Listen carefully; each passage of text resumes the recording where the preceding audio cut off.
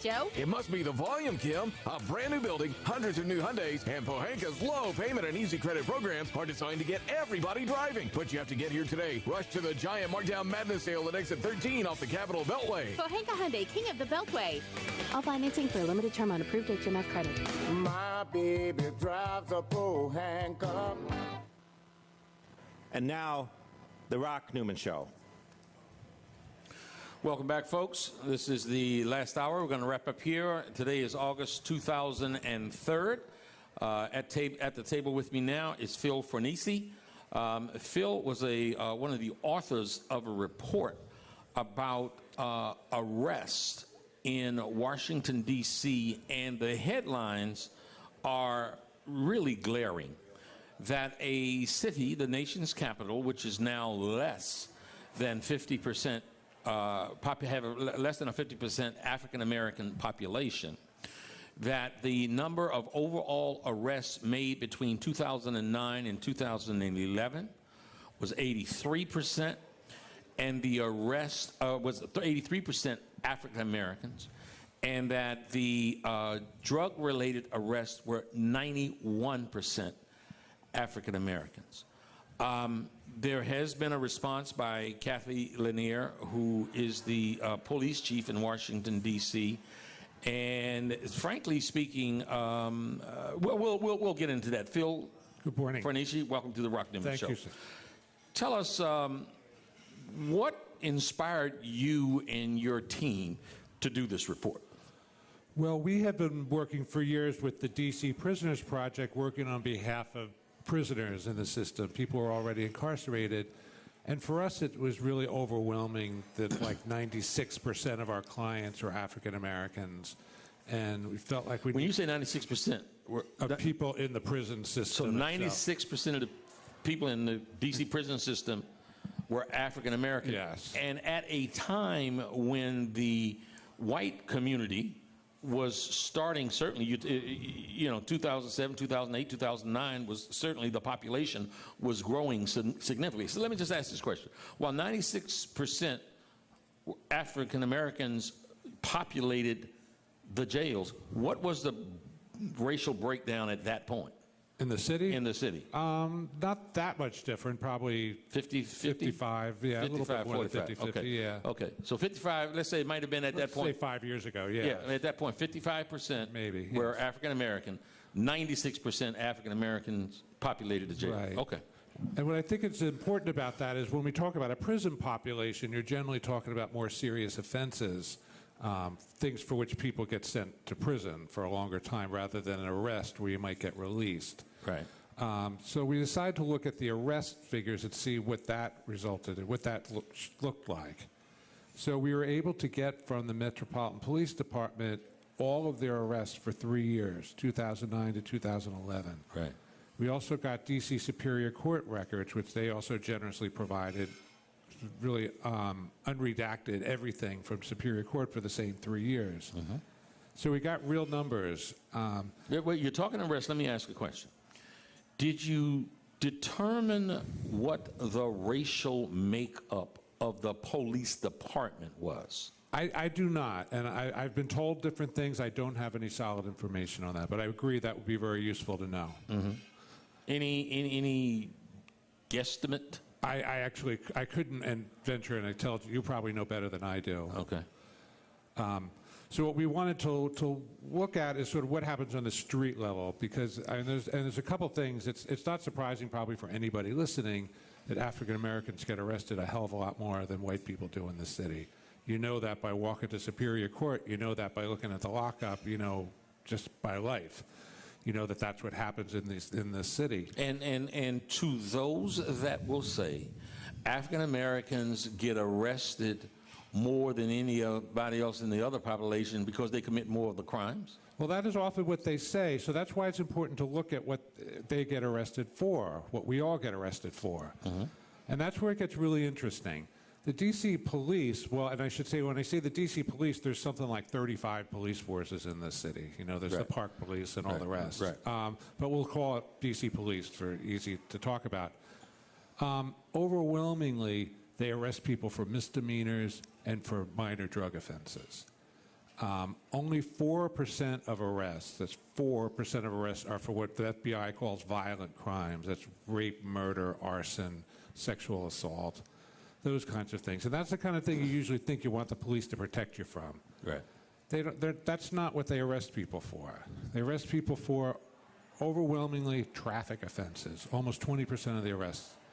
They arrest people for marijuana possession. 8 or 9% of all arrests are marijuana possession. Other things, disorderly conduct. These are what people get arrested for. So I think it's important. It's not a question of who commits crimes. These are things that everybody practically in the city does. We have a city where something like 15% of the population smokes marijuana.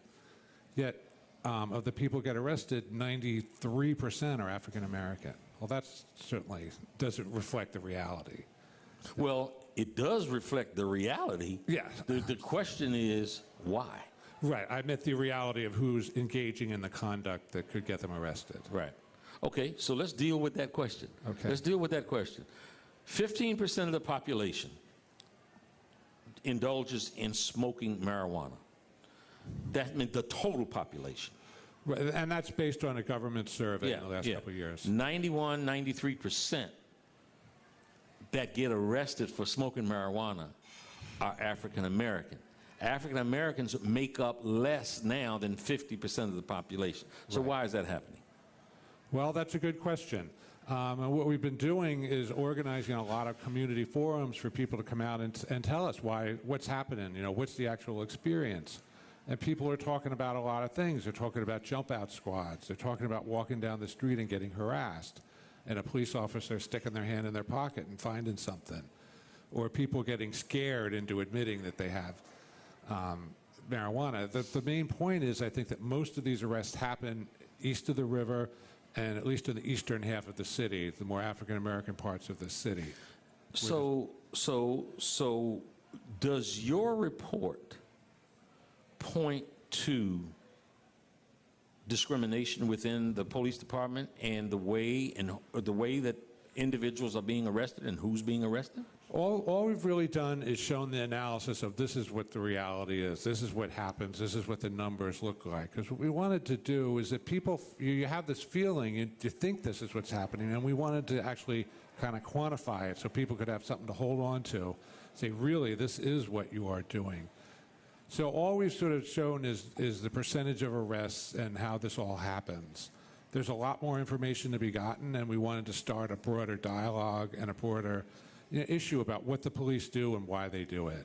And it doesn't answer all those questions. It makes me think right now, as I'm hearing you talk, obviously in wards 7 and 8 and 4 and 5, there are predominantly, that's where the largest part of the African American population reside. Now, who resides in Jack Evans' ward, which is Ward 1, Ward 2, Jim Graham is here, Ward 1, Mary Shea is up in Ward 3. Now, you have in those wards, is Catholic University Ward 4? Do you know? 4 or 5, I'm not sure. Okay, all right. But my point here is you've got American University, you have Georgetown University, and you know that the college population in those areas, who smokes pot? Right. College kids smoke a whole lot of pot. Mm-hmm. So do you have any breakdown in terms of neighborhoods or wards or regions? It would, for example, my thinking would be that young students attending those colleges would, again, this is no scientific, but it's just a feel in a sense that they smoke pot, and they would probably smoke pot on the same level as somebody in Ward 8 or Ward 7. The same amount of people, if not more. They got more access to disposable income. So how does that break down? Well, you're right in terms of the arrests. It's very few. Relatively speaking, hardly anyone gets arrested in Ward 3 on drug charges. That's the whitest ward in the district. Wards 1 and 2 is somewhat more, but far less than 7 and 8. So 1 and 2 is more mixed and more white than 7 and 8. So yeah, that is what happened. And what's interesting about Ward 3, the mostly white ward, is that people who do get arrested, particularly for marijuana there, are almost all African American. In Ward 3. So those who get arrested there, right, are the African Americans who venture to Ward 3 and get arrested. So it's an interesting situation. So basically throughout the city, the majority of the arrests are African American. Okay, now, so folks are getting arrested at that, which to me is frankly an alarming rate. There is, there's something wrong with that. Someone that was a mentor of mine a long time ago, when you couldn't figure out quite what was going wrong, he would say somebody's hiding in the woodpile. He'd use a word that we won't use here over the air, but it's somebody's hiding in the woodpile. I'd really like to, pull the wood up and find out what's in the woodpile here. There's something wrong with this picture. That is not at all to excuse those who need to take personal responsibility for breaking the law. But if we are establishing that the cross-section of the population is breaking the law, 15% of the population is using drugs, and 93% of those arrested are African Americans, something's wrong with that picture. I agree. What's wrong with the picture? Well, clearly there's selective policing going on. Only some people are being searched. And what you find when drugs are illegal, when marijuana is illegal and other drugs are illegal, it not only means that you're vulnerable to get arrested if someone sees you smoking it, it means that the police can pull you over and search your car. They're not going to search your car for anything but drugs. If they weren't illegal, they wouldn't be able to stop your car, and they wouldn't have an excuse to get the dogs out and search your car. So I think the whole sort of drug war, the whole drug push, gives police an excuse, a way to target people. Which is what I wanted to get into, as to whether or not this report would be evidence for decriminalizing marijuana usage. Well, there is, in fact, as you probably know, there's a bill before the council right now to decriminalize, and yeah, I think it certainly gives strong argument for that. When we talk about marijuana in particular, that's around 9% of all arrests in this city. I mean, that's just absolutely outrageous that that's what the police are spending their time on. Yeah, spending the time and the resources, which is, again, we really get into, and we could really get into an argument here about marijuana use and being arrested for it, and cigarettes being legal, and the thought that, and I'm someone, I've never had a drink of alcohol, I've never used a drug in my life, and so I'm not condoning drug use. I'm just saying, when you look at the picture, and 9% of all arrests in the city are for people who are some way, shape, form, or fashion involved in marijuana. And you talk about the resources that are used to do that, the time, the detail, the dollars that are used to do that. And then the impact on those arrested once they have been arrested, in terms of their ability to get a job after having an arrest record, their ability to get in school, and that sort of thing. I think there is absolutely a growing body of evidence that would suggest that we not just take a hard look at this war on drugs, but that we have some sweeping overhaul of the policy. I would strongly agree with that, and it serves no purpose. And I think what we have to look at is, why are people being arrested? And so once you know the who they're being arrested, then you can think about why they're being arrested. And I think that it's really harassment of the segment of the population. And in this city, it's primarily younger African-American men who are being harassed and be targeted for arrest by the various police forces. And as you say, that has One interesting thing about the marijuana arrests, I mentioned that we had information from Superior Court. Most of those charges are either dropped or someone gets probation or very light. Nobody goes to prison for that, generally speaking. So the arrest happens and then it goes away. Yeah. But it doesn't go away if it's you. For one, you've had a traumatic experience of the violence of being taken to jail and held in a cell block and the terrible things that happen through that. But also, as you say, your ability to get a job, to get housing is affected, to get a student loan is affected. And you shouldn't make that decision to arrest somebody based on the color of their skin without any notion of danger or safety of the community. And of course, the police department would say, we never arrest anybody based on the color of their skin. Of course. And this report says that's a damn lie. I think it says it's pretty hard to buy that, yeah. I agree with you, yes. I don't see how it could be anything else. When we come back, I want to talk about Kathy Lanier, who, the chief of police in Washington, D.C., who, by and large, you know, my observation and others, has been a fairly effective police chief on the surface. This statistic here is the kind of thing that starts to punch some holes in what appears to be that effectiveness. We'll talk about it in a moment when we come back on the Rock Newman Show at Busboys and Poets.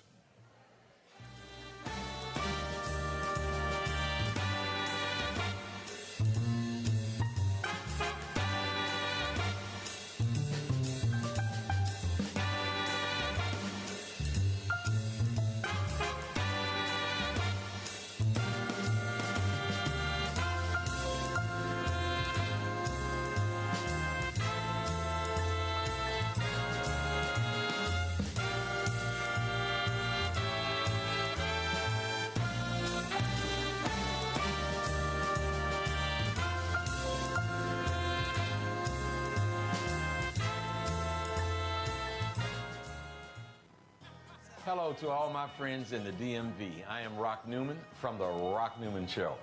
I want to tell you about the MGM Grand National Harbor, the most exciting project to come to the District, Maryland, or Virginia in quite some time. You're going to have great fun. Come on down, support this project with all you have. It is going to be wonderful for the area. We're going to increase our tax base. We're going to get funding for the police department, for ambulance, for fire, for education. It is really a project that is going to benefit our area. Folks, we want to support in a very strong DMV kind of way this great project from the MGM Grand National Harbor.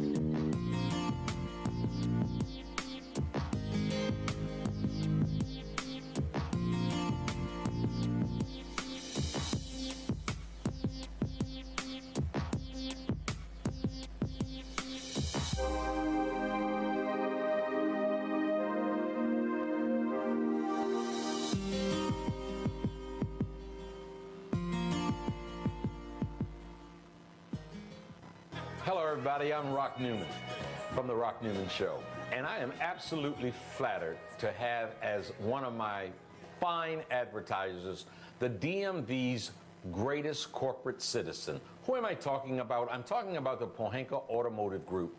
If you have any automotive needs whatsoever, if you want to sell your car, buy a car, trade in your car, have your car serviced, whatever you need, see my good friends at the Pohanka Automotive Group.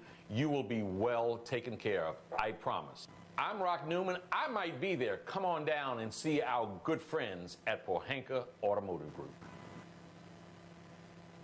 And now, the Rock Newman Show. Welcome back, folks. This is the Rock Newman Show. I have Phil Fornaci here with me. We're talking about the report that was just released by a legal group here in the area.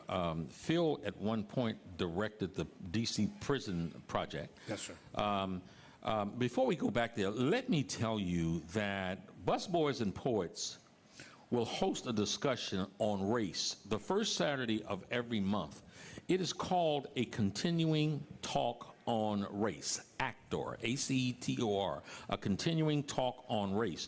It will be tomorrow at 5 o'clock. The ACTOR series will be screening The House I Live In. That is a documentary film about the war on drugs and the racial disparities that war creates. Again, tomorrow, 5 o'clock, right here, 14th and V Street, Northwest Washington, D.C., the Langston Hughes Room. Don't miss it. That'll be a very, very interesting film, The House I Live In, a documentary film about the war on drugs and the racial disparities that war creates.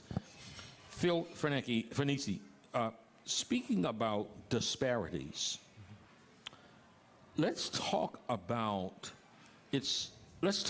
traffic stops. Mm-hmm. I think that's a very good issue. We often talk about race, or about drug arrests, because everybody talks about it and it's really glaring. But traffic stops, traffic arrests are the most common arrests in D.C. Almost 20% of all arrests involve. Almost 20% of all arrests. Okay, now let's walk through this. Okay. Almost 20% of all arrests in D.C. are traffic arrests. Right. Okay.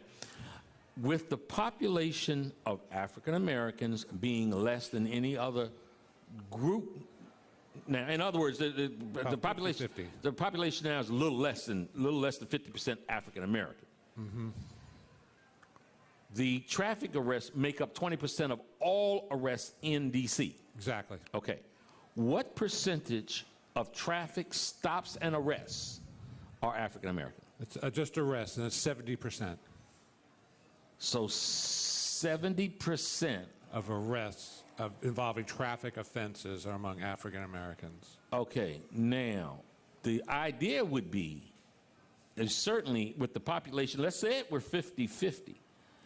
The sense is that the white community and other communities certainly have as many cars, driving as many cars, if not more. If not more. And again, when you're talking about traffic arrests in the district, you also are talking about folks who come from the suburbs. Right. Come from Northern Virginia, come from Bethesda, and come from Potomac. Okay. So it would be reasonable to think that there are more non-blacks driving on the streets of Washington, D.C. than there are blacks.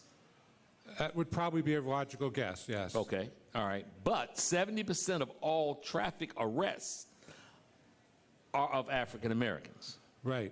And it's a really interesting when you kind of look at that even more closely, because when you look at DUIs or driving under the influence charges, which is your drunk driving, sure, that is close to 50-50. Mm-hmm. It's roughly half African American and half white, or similar numbers, and it's pretty close to what you might expect based on the population, because there you have an objective, more or less standard. Right. They stop you, you're swerving or whatever. Right. But you find the arrest for driving with a suspended license or driving without a license, overwhelmingly African American arrests. So people say, well, when you say overwhelming, do you have a number to attach to it? Yes. It's about 80% of driving without a permit, and about the same of operating with a suspended license. You know something? When you say 80%, that's really disheartening. And I'm going to tell you why it's disheartening. Because how would you know that a driver's license was suspended or revoked before stopping the person? Absolutely, and that's the point. And so the question there is, why did that person get stopped? That's a very disheartening statistic.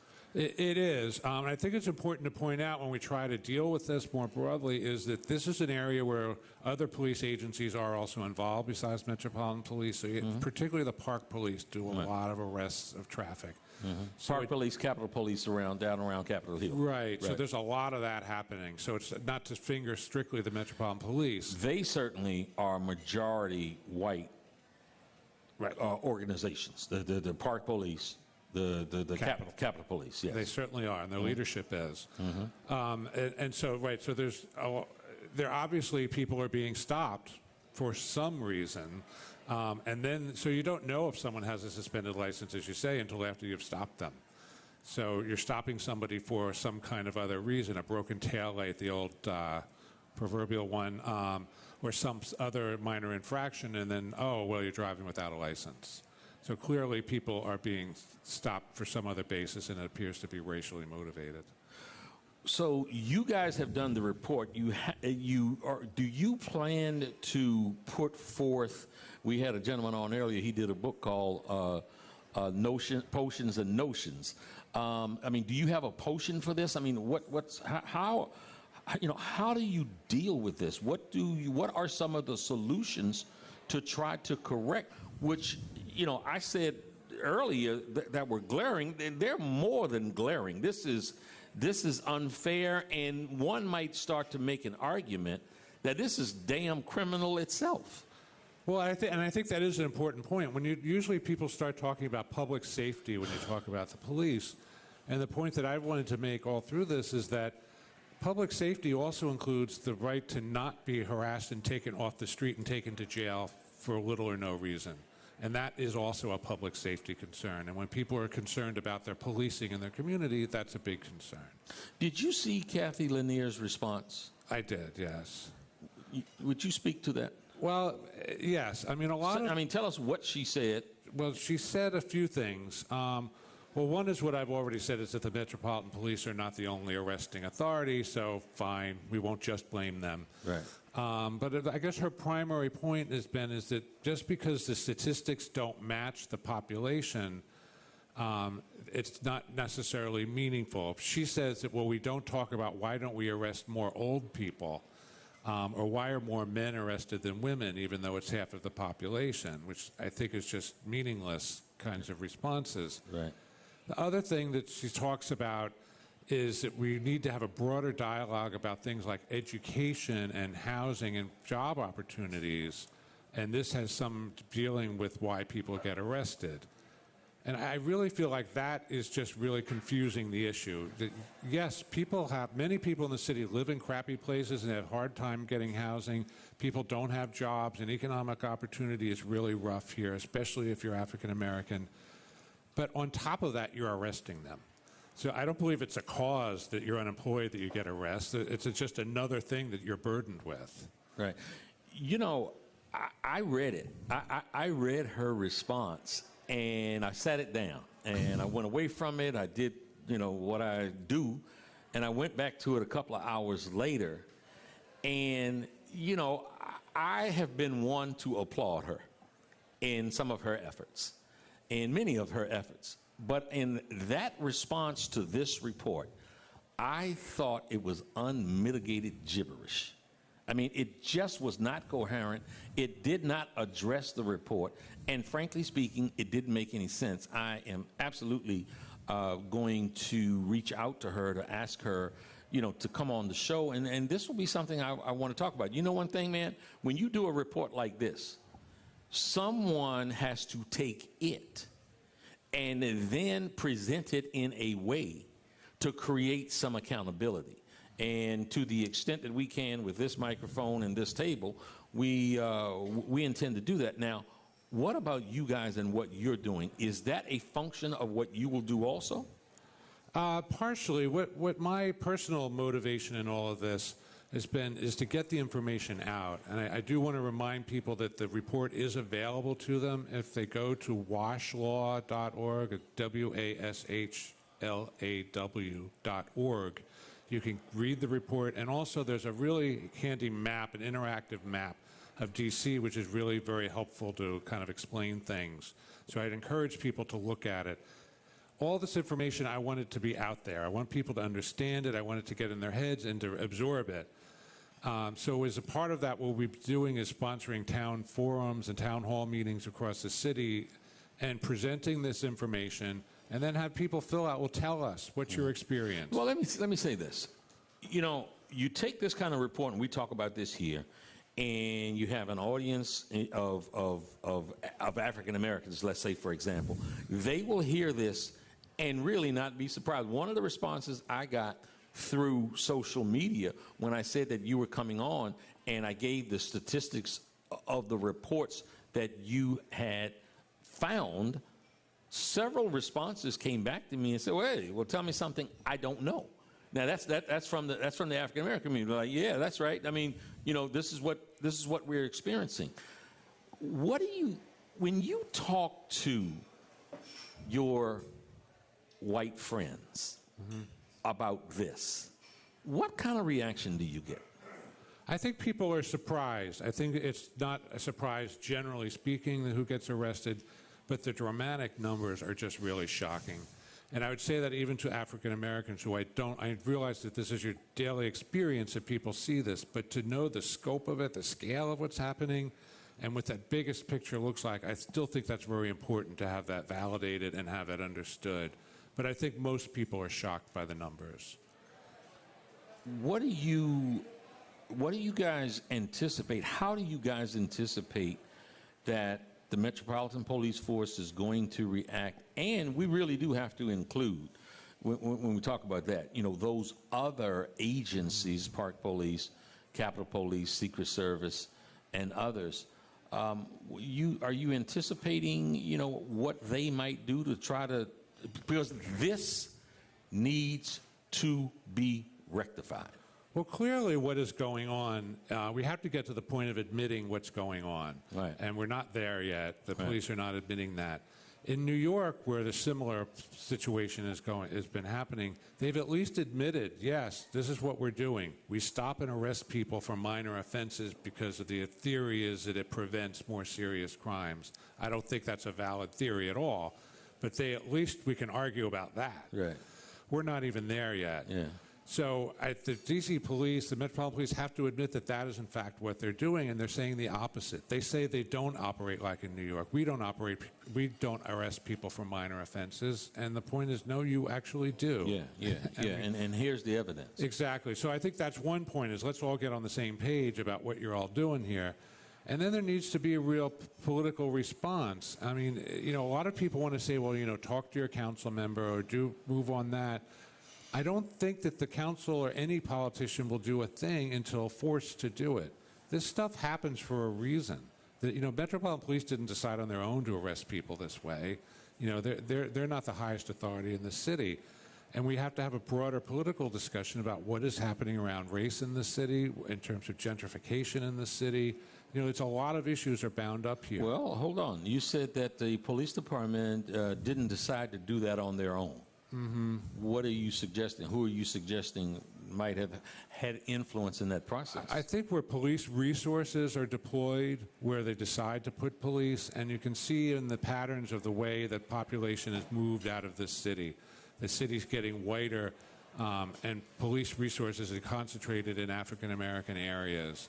I think you can make a pretty good argument that that reason that is happening is to further gentrify the city. In an intentional manner. Yes. So in other words, police departments are being deployed in what are still primarily black sections, trying to force those black folks who are in the city out. Is that your? That's strictly my opinion, but yeah, that's what it looks like to me. That's a pretty strong claim. Well, I don't know how else to talk about it. Yeah. You know, I mean, because when we see what's happening in the city over the last 10, 20, 30 years, I lived here 30 years. And you see what's changing, and you see the way the police are deployed, I think it makes sense. Are you suggesting that you think that perhaps, you know, that this has that there are economic interests involved here? Oh, absolutely, yes. Explain. Well, I mean, there's certainly economic interest in everything that happens in this city and around this country. The way that the city, we see development happening all over the place, and very high-end, expensive development. There's less room for people who don't fit in for that. People who can't buy $600,000 condominiums. I can't, but other people, more people of color can't either. And there's less and less room for them in the city. And as people try to react to that, or they try to maintain, they try to stay here, I think that's where the role of the police comes in. So, again, your suggestion would be that there's definitely economic interest, and also you cannot look at these statistics and not think that there is a serious racial bias discrimination component to what's going on that ultimately yield these statistics. Yes. This is the nation's capital, and it's sad that that is happening and that this report reflects the behavior of folks in the nation's capital. Phil Fornaci, thank you so much for coming on the Rock Newman Show. We'll be back in just a moment, and we'll talk about the Tamadashi student exchange program. Stay with us. We'll be right back in a moment.